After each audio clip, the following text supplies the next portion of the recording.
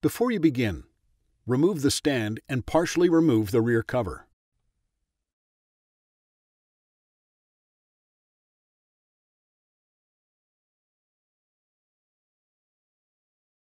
Removal. To remove the so-dimm memory module from either memory socket, gently pull out on the retaining lever located on each side of the module. The module will pop up from its socket. Pull the memory module out of the socket.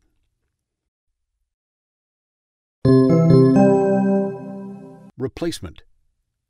There is a small notch on one side of each so-dimm memory module that fits over a small tab on one side of each so-dimm socket.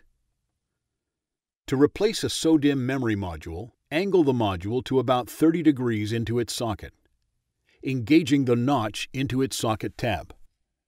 Press the module down into place until the retaining levers snap into position over the sides of the module.